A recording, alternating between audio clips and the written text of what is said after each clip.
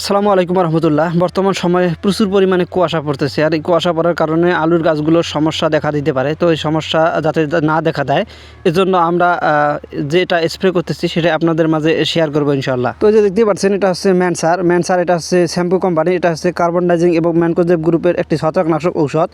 তো আমরা প্রথম ধাপে অ্যান্টাকল দিয়ে স্প্রে করছিলাম, ওটা হচ্ছে প্রোপিনেট গ্রুপের ছত্রাকনাশক। তো এটা হচ্ছে দ্বিতীয় ধাপে স্প্রে আর কি। তো এটা হচ্ছে 100 গ্রামের প্যাকেট। এটা আমরা 3 ভাগ করে নেব। আমাদের যেহেতু 16 লিটারের ট্যাঙ্কি, তো আমরা এটাকে 3 ভাগ করে নিয়ে 3 ট্যাঙ্কি করবো আর কি। তো এই যে দেখেন, 3 ভাগ করে আমি ট্যাঙ্কির মধ্যে 1 ভাগ দিয়ে দিচ্ছি এবং তারপরে পানিগুলো দিয়ে দিচ্ছি যে সুন্দরভাবে।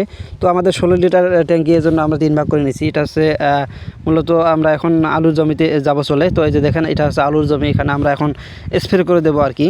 তো গাছের কোয়ালিটি মোটামুটি মাশাআল্লাহ অনেক সুন্দর আছে বর্তমানে। এখন পর্যন্ত কোনো প্রকারের ছত্রাকের আক্রমণ দেখা দেয়নি। আশা করা যায় এই স্প্রেটা করে দিলে আশা করা যায় আর কোনো ছত্রাকের আক্রমণ দেখা দেবে না। আসলে প্রচুর পরিমাণে কুয়াশা পড়ে, কুয়াশা করার কারণে যে কোনো সময় ছত্রাক আক্রমণ হতে পারে আর কি। তো এই জন্য ছত্রাক যাতে আক্রান্ত না হয়, এই জন্য আমাদের আলুগুলো গাছে আমরা অগ্রিম আসলে এই স্প্রেটা করতেছি আর কি। তো যাই হোক, মাশাআল্লাহ এখন সুন্দরভাবে স্প্রে করে দিতেছি। আসলে প্রতিটা গাছের পাতা এবং গোলা সবগুলো ভালোভাবে ভিজিয়ে দিতে হবে, কারণ প্রচুর পরিমাণে কুয়াশা পড়ে। আর এটা আমরা স্প্রে করতেছি হচ্ছে সব বিকালবেলায় আর কি।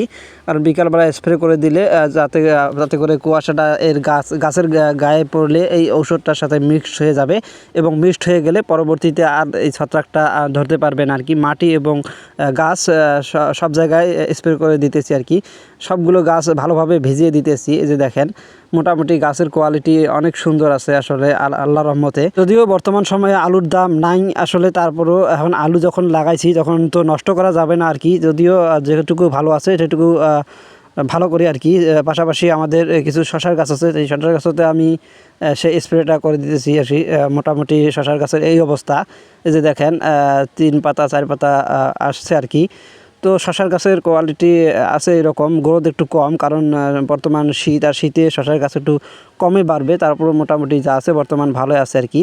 তো যাই হোক, সুন্দরভাবে শশার গাছগুলো স্প্রে করে দিতেছি ম্যানকোজেব এই গ্রুপের ঔষধ দিয়ে আর কি। তা আসলে যাতে করে কোনো প্রকারের লাল পাতা না হয় আর কি, এজন্য এই স্প্রেটা করে দেওয়া। তো যাই হোক, সবাই আমাদের জন্য দোয়া করবেন, এবং আপনারা যারা শীতের সময় মানে শশা লাগাইছেন, তারা এই ম্যানকোজেব গ্রুপের ম্যানসার ব্যবহার করতে পারেন। এটা অনেক ভালো কাজ করে, এটা আমি ব্যবহার করে দেখতেছি আর কি। তো সবাই আমাদের দোয়া করবেন। আল্লাহ হাফেজ।